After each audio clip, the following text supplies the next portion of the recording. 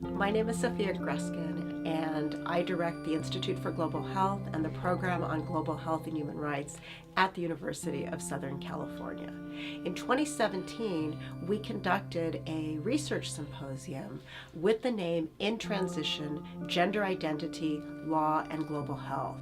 That symposium was our capstone event, which really brought together the culmination of a year's worth of activities and events focused on the health, rights, and needs of transgender populations. We brought together people with different disciplinary perspectives working at this intersection and working from places all around the globe who were really concerned with what would it mean for research to be most useful and most appropriate in terms of the way in which it was organized to best serve the needs and rights of transgender populations. And key to being able to do that was really to ensure that the voices of transgender populations drove the research and drove the way of thinking in terms of how it is that people talked and worked together. And ultimately, our goal was to think, for a university genuinely concerned with the health, rights, and needs of transgender populations, what role can we most usefully play?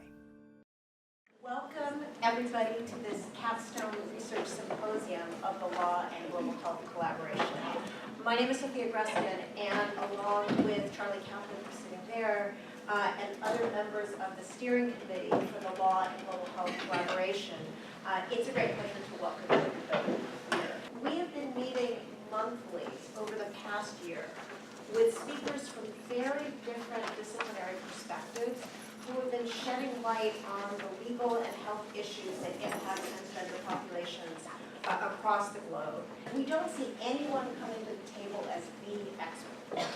We all have the potential to bring something to the table, and everyone has a different piece of the puzzle to contribute, and that's really how it is that we hope to be able to have the conversation today, and it's how it is that we've been working over the last months. It's been about trying to move us beyond disciplinary boundaries, and it's about how we can think about engaging with topics, even topics we know very well, beyond the disciplines that we bring to those conversations.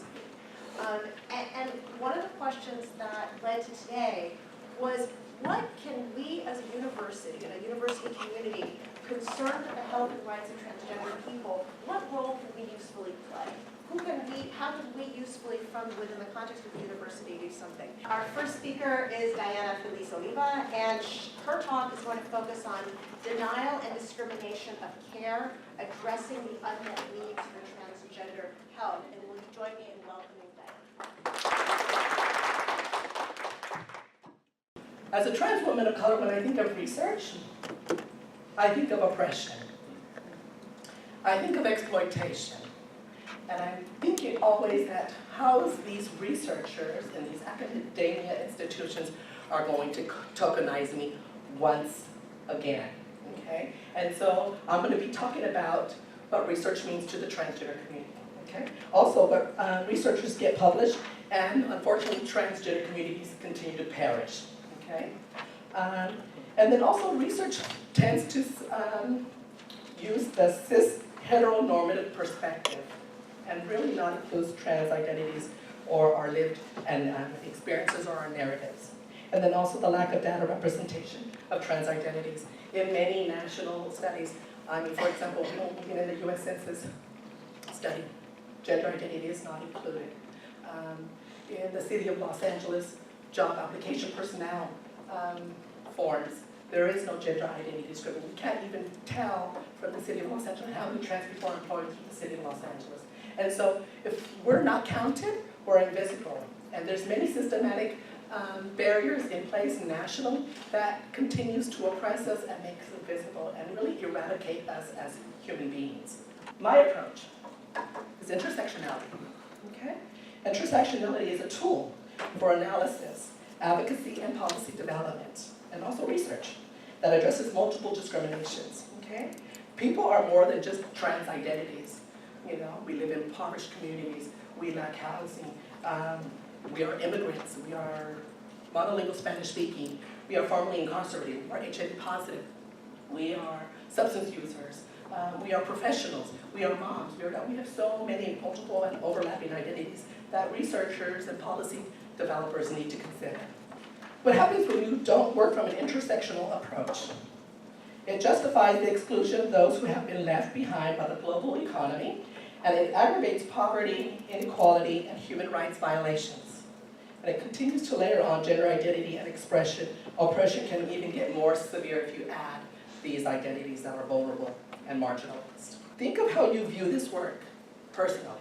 Why did you come into the work that you are engaged in now? And think of how you participate in your work and your position, and how you need to think about the gradients of privilege that you hold as cisgender folks, okay? And how you interact with trans identities or gender nonconforming or gender non-binary populations, okay? And you also need to ask yourself as a cisgender folk or a cisgender person or researcher or future provider or mental health practitioner, when as a cisgender person you need to step down and allow the trans and gender non-binary person to step up and share their lived experience and to share their narrative. We need to learn new concepts, and we need to unlearn the programs that we were trained to learn since we were toddlers. You know, that pink is meant for girls and blue is meant for boys.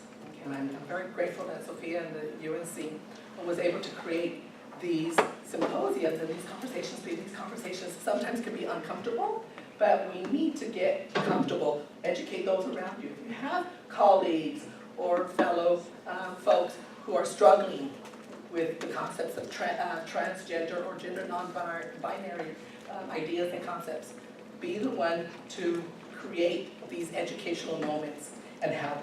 Support by getting involved, creating change, becoming an agent of change rather than being a bystander. And then also, what can organizations and academia do? Invest in transgender community members and include them in program design and research. Financially invest in research that target trans and gender non-binary communities so we know more, we gather more data. There is a lack of data throughout the country. Influence policies that include trans identities and gender non-binary, so be trans inclusive. And continue to advocate when trans people are not at the table.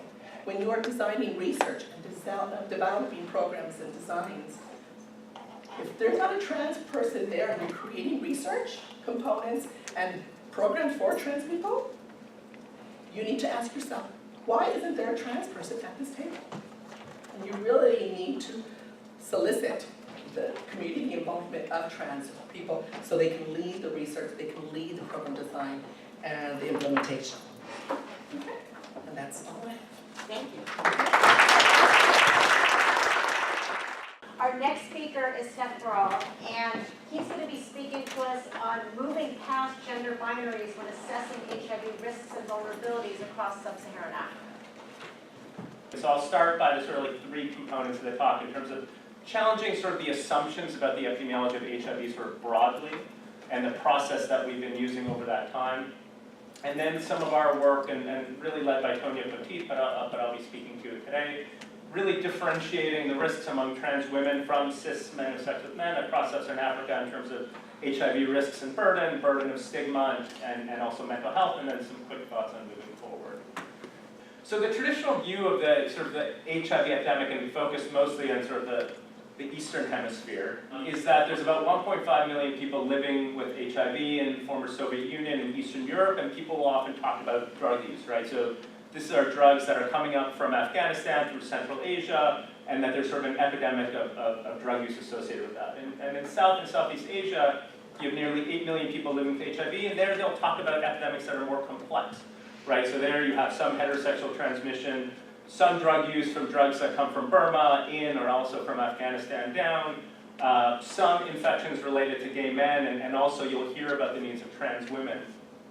And similarly, where I'll be focusing today, really starting to delineate what is happening in sub-Saharan Africa, because I think only if we really do that can we get closer to thinking about what a meaningful response looks like. So we're sort of faced in this weird dynamic where we see, you know, a range of gender expressions in terms of the work in all these different settings, but really none of it is really being captured. And what we want to look at here again, we're like, what are the differences as we continue to understand the different needs between trans women and cis MSM, we saw again that about a quarter of the sample were assigned male sex at birth but actually identified as women. Using the PHQ, the primary health questionnaire, we saw that there was increased amounts of depression, increased amounts of different types of stigma, including physical abuse, verbal harassment, sexual violence, and then perceived stigma in terms of being afraid to seek health care. And so, what we saw here is that there is a significant amount of variability in terms of those folks who identify as trans women as compared to cis MSM across these countries. And I think there's some truth and some artifact to this, right? So there likely is some dynamic in terms of gender identities across settings, but there's also an element of like, we don't know what networks we're in, because again, these are studies that are focused on cis MSM, they're funded accordingly, they're very designed. And so they're not well suited for trans folk, and I think that is part of this dynamic. So what are some of the takeaways? I mean, I think that this finding, I think, is a really important message that we need to keep hammering in, is that overall, about 1 in 5 of the folks that are enrolled for studies for basically men who have sex with men across the continent actually are trans women. And there's clear independence in all of our studies from sexual positioning. So I say that and I want to hammer it in because it's something that if you do this work, you'll just keep hearing that this is just a bottom dynamic, and that folks who tend to bottom more have higher risks in terms of acquisition risk related to HIV. There's independence in terms of what we're talking about here. So, what are starting to be some of these takeaways? Is that, the world in general, I think this having done this run around the world, I think similar to Laura and Sarah and others, in the last, 16 years, is that the world is far more similar than it is different. I think that, gender binaries, don't apply anymore in sub-Saharan Africa as compared to any other place. And I think that, that another similarity is that when we study HIV, and it doesn't matter if you're in Swaziland that has sort of the most widespread HIV epidemic, or in Sweden, there's not an equal distribution of risks in the general population, right? And so when we look in Sub-Saharan Africa, trans women are most burdened by HIV, but just get virtually, literally very little research, very little, and definitely very little programming. So some thoughts about moving forward is that, if you want to understand the dynamic of the person in front of you, don't assume, right? Ask about the person, ask what in terms of their gender expressions, ask about in terms of their sexual practices, because often what you'll see is that when these studies are being done amongst men, they're assumed to be straight, and they're assumed that their risks are related to acquisition risk from women, when in fact many are gay, or otherwise MSM, and then separate from that, there are folks that may be gender conforming in terms of how they're dressing right now in front of you, or how they're acting right now in front of you, but actually identify as women and have a very different sort of pathway of experiences than do the cis MSM that they know. And so sort of thoughts about a comprehensive research and program agenda should really think about how to address everybody living with HIV, because the statistics that we talked about at the beginning are not equally, benefiting everybody there. We continue to see sustained or increased incidence amongst the folks that we're talking about here, whereas we're seeing fortunate declines and really precipitous ones amongst other populations. So then just lots of people to thank. I won't go through all of them, but thanks very much for your time. So our third speaker is Esther Kidwani, who is going to be speaking to us. I will talk about the legal matters around transgender human rights. Laws and policies are not necessarily ultimate goods, but the construct of social, legal, and political environments that are constantly changing matters whether they are human rights affirmative or violatory of human rights. On one hand, it's bad, it's difficult, it's challenging, because these laws are always subject of political construct. On the other hand, there are opportunities around laws and policies because they can be challenged, they can be contextualized, they can be analyzed, and they are providing an opportunity for rights claiming on one hand. On the other hand, identification of barriers, studying the law and the context provides an opportunity for identification of barriers and the process for change. In terms of the global sphere, there is the ICD, the International Classification of Diseases process happening now, the revision of ICD-10 to ICD-11, and WHO is proposing the removal of gender identity disorder from mental health disorders. There is a huge preoccupation by activists, by public health folks, by politicians about making it happen. Very few people are thinking about that. If this change happened in 2018, by default, nothing will change at the national level. You need to pass the ICD through the parliament in most of their countries, and then you need to change laws and policies about how services are provided. Eliminate legal barriers when top psychiatric opinion is required. Eliminate set health assistance, that it's not anymore the psychiatrist, but maybe is a primary health provider who needs to provide the eligibility certificate for certain services. So there is very little attention that actually when this huge, enormous change is happening, how do we load the laws, policies, and regulations that actually this huge change impact transgender people's daily life in many countries. So what is the scope? What can be a scope of a legal research? Do we look at provisions? Do we look at implementation? Do we look at impact? Do we look at stakeholders who are responsible for the adoption and implementation of laws? All of that matter. And ideally, we look at all of these over time in connection, if possible, in connection to legal research. In terms of implementation, it's really important to look at implementations because the provisions themselves don't say anything about how laws impact on transgender people's rights. So on one hand, when there is a beautiful court decision or overall law, it doesn't matter that the implementation is human rights based. So if we look at, for example, the Indian or the Nepal Supreme Court decision, it's a beautiful, like, you read the Indian laws of judgment and you want to cry because it's so beautiful in so many ways that it's human rights affirmative, recognizing different gender expressions, calling for affirmative actions, calling for sectorial implementation. But when you are actually go and asking about administrative procedures, local laws, state level laws, you realize that health services are requiring mental health evaluation, they are requiring hormonal treatment, they are requiring castration. On the contrary, when there is no overall law and policy, it's really important to look at the sectorial laws. What happens in the health system? What happens in what kind of policies and regulations exist in terms of placement in wards, placement in prison, in terms of marriage? What happens with existing marriages when legal gender recognition happens? What happens with the custody of children in terms of guardianships? All of these matter from the health and well-being of transgender population, but is very often overlooked in health research, in public health research, because there is a certain preoccupation with morbidities and mortalities, when in fact the well-being perspective very often are much more affecting people's life than the morbidities and mortalities they are facing. Very often we forget to talk about that actually the laws can provide protections, even without specificities for the protection of transgender populations. There are domestic laws, there are criminal laws, there are rape laws, there are other laws that can be protective. However, they can be exclusionary as well. Honest, very often, because those who are decision makers don't even understand gender expression and identity.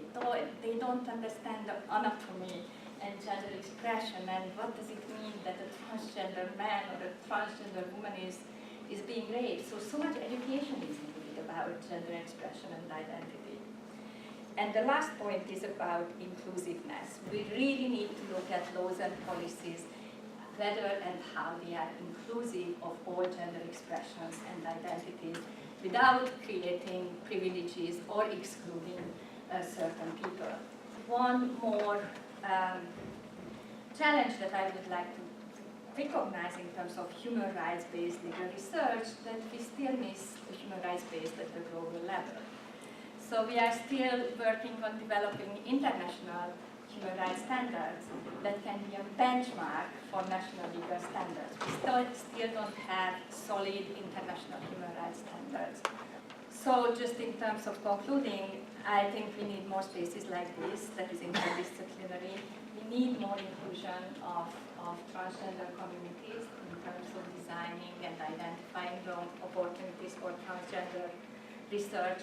And we need training at the university level, those who are specialists, those who are experts, training about gender diversity, trans issues, but also we need more capacity building of the trans community, why legal research matters, why laws and understanding the laws and policies matters in terms of the affirmation of their human rights.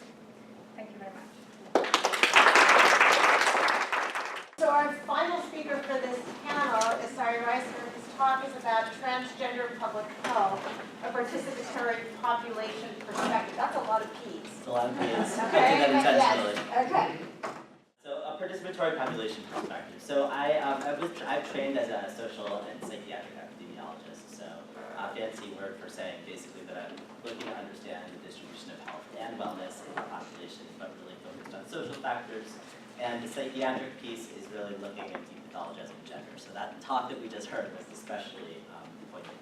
There's a lot of, there's not a lot of, there's like, conflict, I guess I would say, or, conversation in the community about the language and words that we use, right? What we use here on the West Coast might be different than what we use on the East Coast, where I'm from, in other countries. And so like the term transfeminine, some people don't refer to themselves as being transfeminine, right? Some people say it's an academic term. I'm just giving you a backdrop for how complex all of this is. Gender affirmation is one of the most critical, I think, social determinants of transgender health. And it's the process by which individuals are affirmed in their gender identity or expression. So it can be multidimensional, and it is multidimensional. It's also, everybody has gender affirmation going on. If you go to CVS, no matter who you are, you're going to be affirmed or not at the pharmacy counter. The specific rights that we're talking about are going to differ depending on the context, right? So that's an important piece, and I think that there's a disconnect right now when we're talking in transgender public health. When we say human rights, it's like, oh, well, it's just like human rights. Well, there's specific aspects of the legal science that are not then, I would say, well applied and kind of integrated. So I think that represents a very important piece that has come out for today. I'm a trans guy myself. I'm a white trans guy. That's a very different experience. I'm privileged. I'm in Harvard, all this stuff, right? Very different experience than a trans woman of color living in LA, let's say, right? Just like engaging in sex work to be able to pay for a phone bill. Like this is a very different lived experience. But that doesn't mean that we can't all be at the table. But it does mean that we need to be very careful and deliberate about our community capacity building and how we go about engaging trans communities. Trans communities are not a one-size-fits-all kind of thing. So one of the things that the community wanted to learn was how does public accommodations discrimination impact health?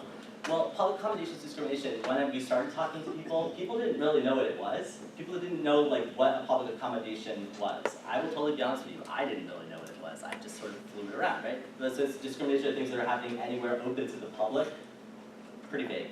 But that includes healthcare, it turns out. So that's really what we wanted to do is assess people's experiences of perceived discrimination. So in this sample, about a quarter endorsed discrimination, which was defined here as mistreatment on the basis of gender presentation or identity, and it included verbal harassment and physical assault. So those who had experienced discrimination in the last 12 months, so this is, the law had been passed already, right, without the public accommodation was part in it.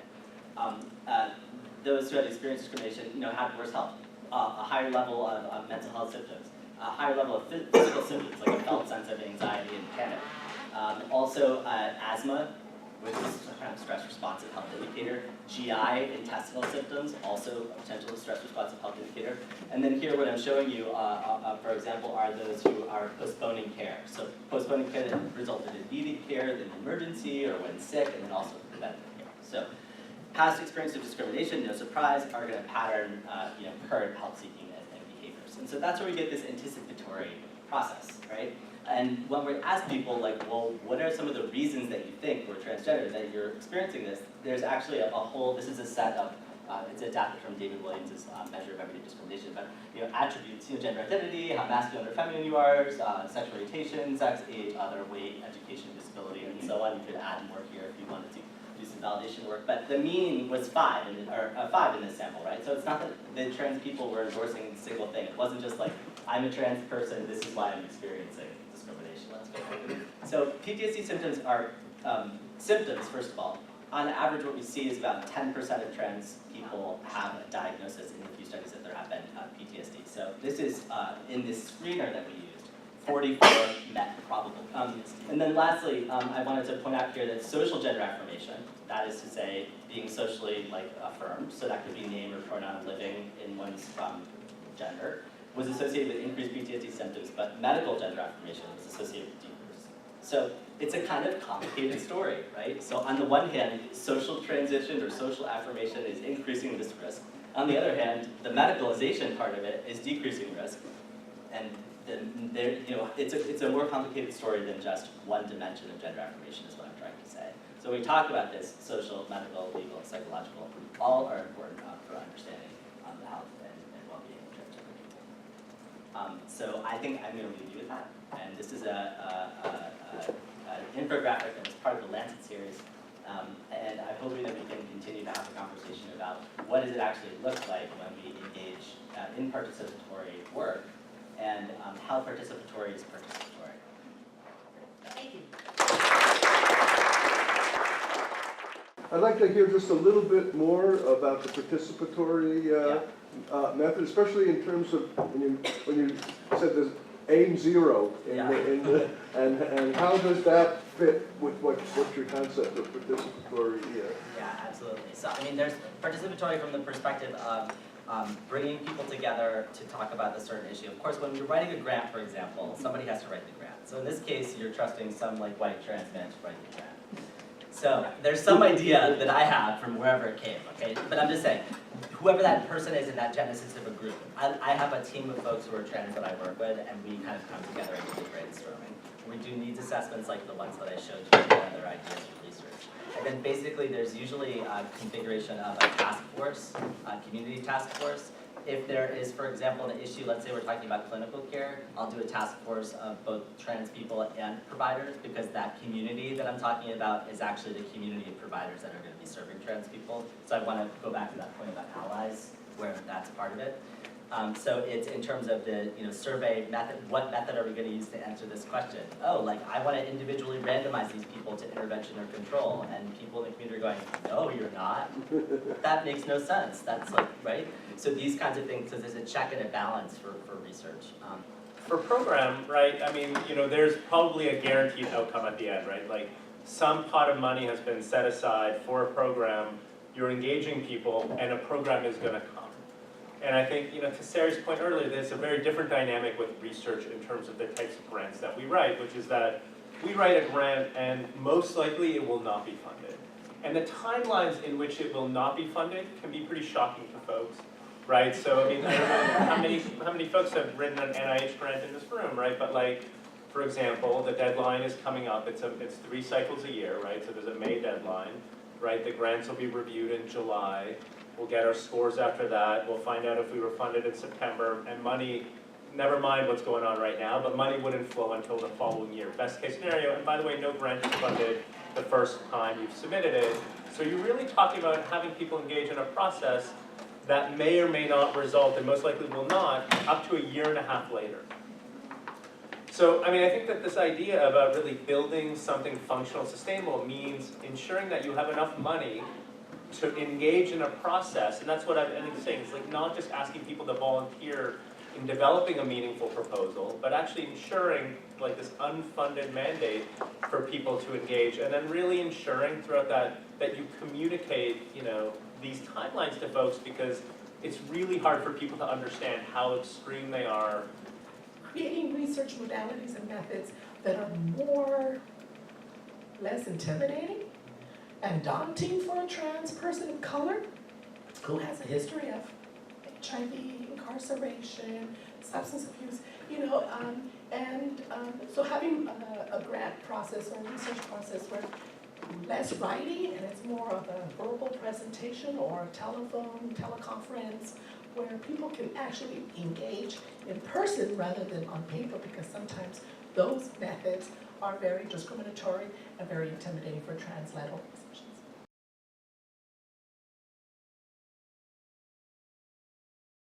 It reminds us that all of this is very political, and since all politics are local, if we're thinking about global health, that means we might be thinking about very different responses in very different nations or subparts of nations. All of this then has to do with what we do with law's justice, law's relationship to it. Human rights, I think, are one of the clearest instantiations where we insist that there is a connection, that laws are not just arbitrary enactments. But what about domestic constitutions? What about the US Constitution? What does it have to say? This connects up to issues, again, that we heard from various presenters about medicalization versus depathologization, and access to medical care, access to health care, which is very critical. What positive rights to care, for example, are recognized, be it in a human rights instrument, or, unfortunately, in the US Constitution, the answer is not much. We've been very deficient, but that's something that I think, particularly that those of us who have the privilege of teaching law students about constitutional law in the US can push on. But also then there's a great matter of statutory rights that can be positive, rights to things. And I also think that we need to contextualize that within our current political climate, and what does it mean to be trying to push forward a progressive agenda that is an inherently political issue at a time when there's a real tendency towards conservatism, and I think that's going to be a challenge for all of us moving forward. And I do think that this is an important thing to throw into the discussion at this point, which is there's a huge, we can't do this kind of work without looking at broader political, social, legal, cultural, historical environments.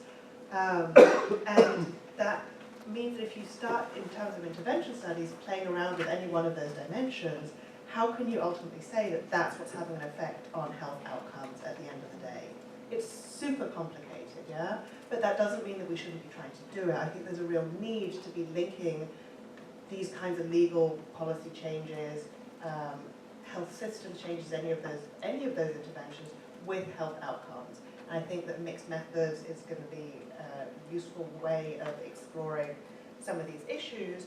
I want to kind of end with the idea of the purpose of doing all of this. Like, why are we here? Why do we all care? And I think the idea is to effect positive change, right? This is not about research for the sake of research or for the sake of publication or tenure or whatever strange metrics exist in the world. This is really about how do we create positive change in people's lives and in the world. She said, action is the key word. And I think that we really need to remember that. This isn't just about learning, it's learning to then be able to do. I'm in transition, and here it is, in transition. And you know, it makes me think that in some ways we're all in transition, even if we're not aware of it. And it also made me think that even though we're in transition, social systems are sticky. Okay, they resist transitions. So I'm going to talk, that was my prologue. I will talk as a political scientist and someone who's looked at health systems and changing health systems as social processes. My first point is that every system is biased and resists transition.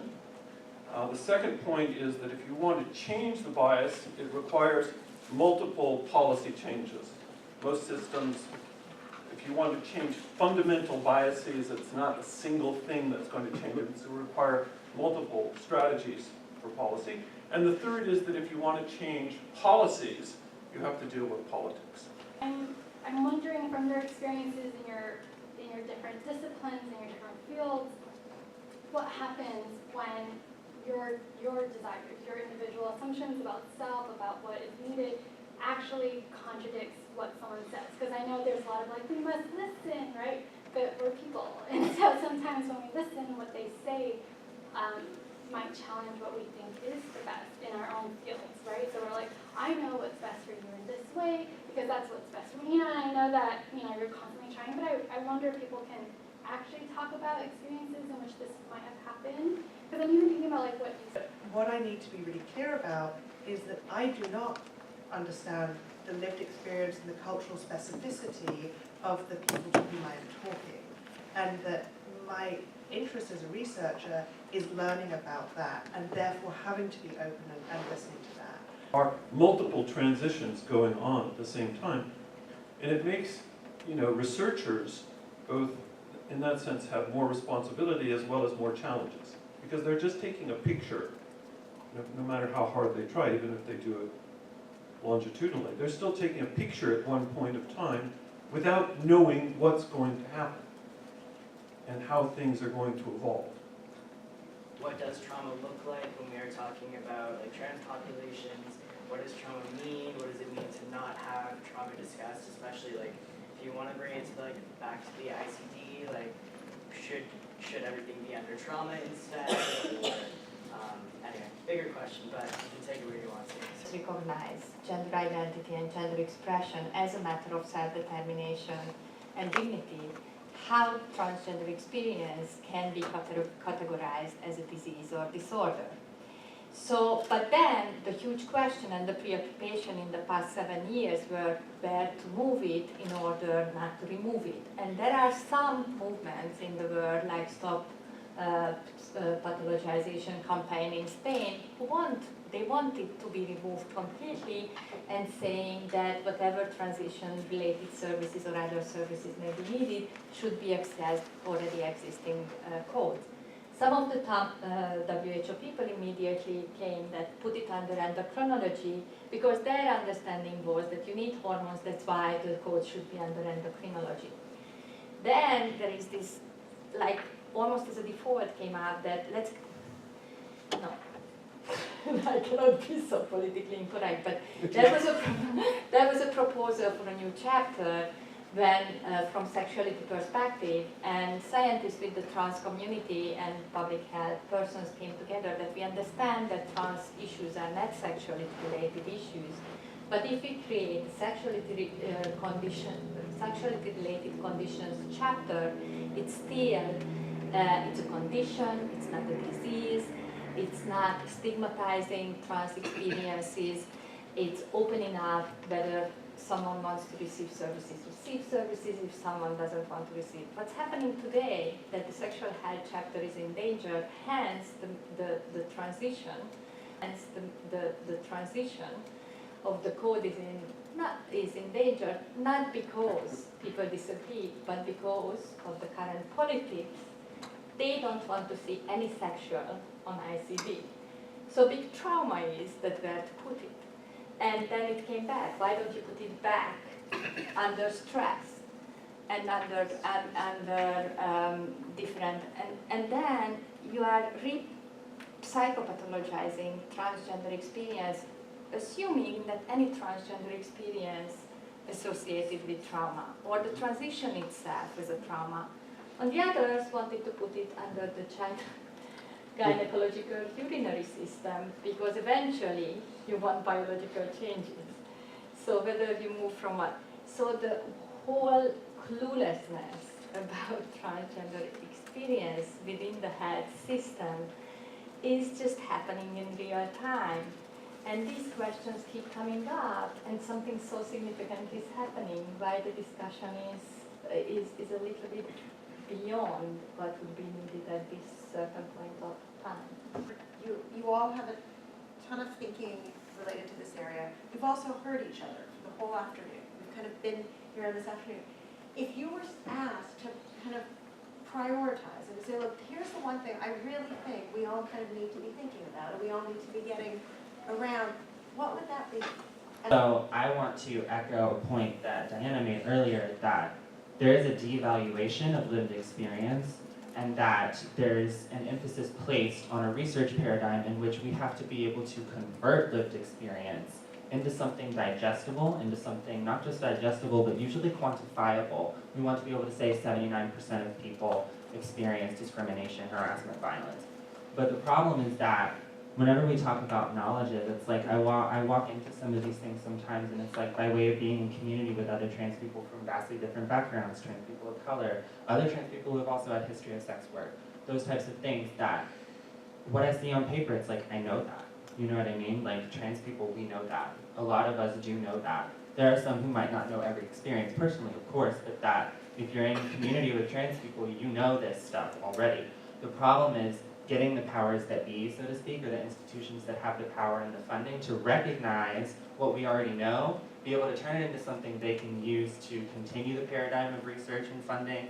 And so for me, I think the biggest priority would be not just participation, but participation toward what, and go with me, because this is the hard part, is social and cultural change, not just policy and outcome change, but toward an epistemic or a paradigmatic shift where we actually value people's lived experiences at least as much as we value our ability to turn them into data.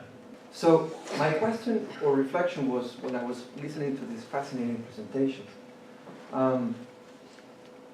is there anything that people who are working on these issues, on gender identity, if one thinks of the amazing progress that has occurred in the last, I would say, 20 years, certainly in the last 5 years, in the realm of sexuality rights.